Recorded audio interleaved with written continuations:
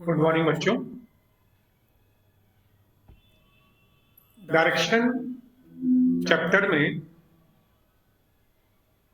आज हम समझने जा रहे हैं barriers of communication. Communication barriers are the factors that obstruct the effectiveness of communication. Communication is the nervous system of an organization. It is very essential for the management to maintain an efficient flow of communication in all directions. But in practice, perfect communication is rarely achieved. Several obstructions, hurdles directly affect the proper communication system.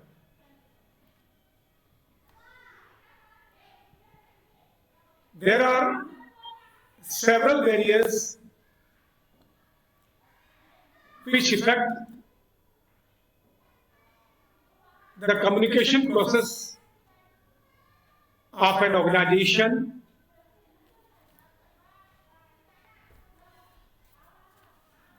Such barriers can be classified as semantic barrier. जब प्रबंध समिति के सदस्य communication की language को proper समझा नहीं पाता है तब ये बैरियर आता है। वो एक डिफिकल्ट लैंग्वेज में एक्सप्लेन कर रहा है तो उतनी अच्छी लैंग्वेज सबऑर्डिनेट्स को नहीं आती है, या मैसेज एक लैंग्वेज में है और उसका ट्रांसलेशन किया जा रहा है और ट्रांसलेशन प्रॉपर नहीं हो रहा है।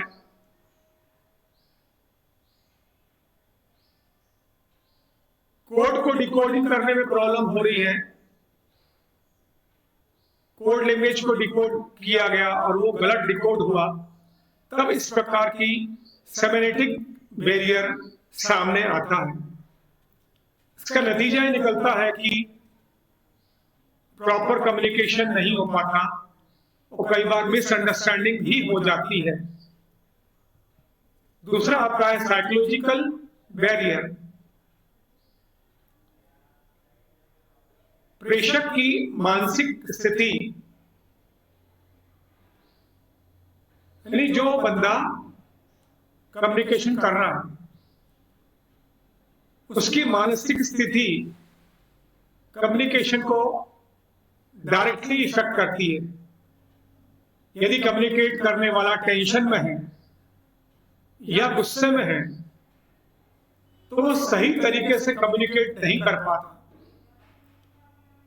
इसी तरह यदि रिसीवर, यानी जो मैसेज रिसीव करने वाला है, उसका दिमाग कहीं और लगा है, वो कहीं और ध्यानमग्न है, तो वो संदेश को ध्यानमग्न होकर नहीं सुन पाता और प्रॉपर कम्युनिकेशन नहीं हो पाता है। तीसरा आता है ऑर्गेनाइजेशनल बैरियर। किसी भी संस्था में जहां प्रबंधकों या कहा जाए प्रबंधकीय स्तरों की संख्या अधिक होती है, वहां पर संप्रेषण में देरी होती है, क्योंकि सूचनाएं विभिन्न स्तरों में से जितनी बार होकर गुजरती हैं उतना ही समय ज्यादा लगता है और उतनी ही क्लियरिटी कम होते जाती है। इसी प्रकार यदि संगठन में समय पर सुविधाएं उपलब्ध ना हो तो प्रभावी संप्रेषण नहीं हो पाता।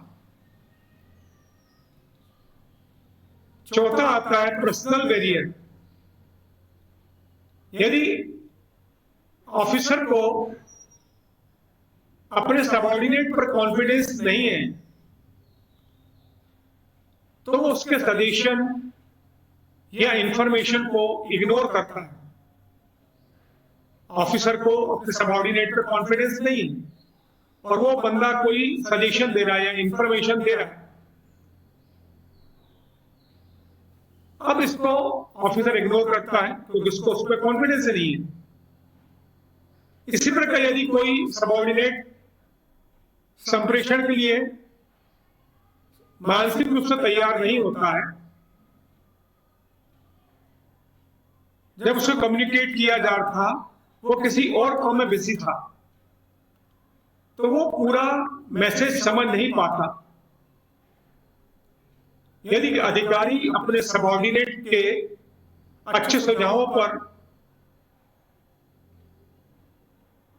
कोई प्रोत्साहन ना दे, प्रतिफल ना दे, एक सबऑर्डिनेट आया और आपको बहुत अच्छा सजेशन दिया, बहुत अच्छा सुझाव दिया, लेकिन हमने उसका कोई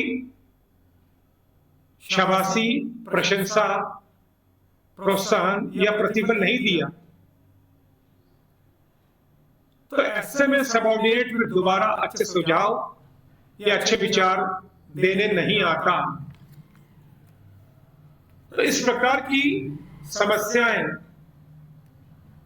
इफेक्टिव कम्युनिकेशन में देखने को मिलती हैं। तो बच्चों, यह है वेरियस ऑफ इफेक्टिव कम्युनिकेशन। मुझे उम्मीद है आपको समझ में आया होगा। Thank you very much.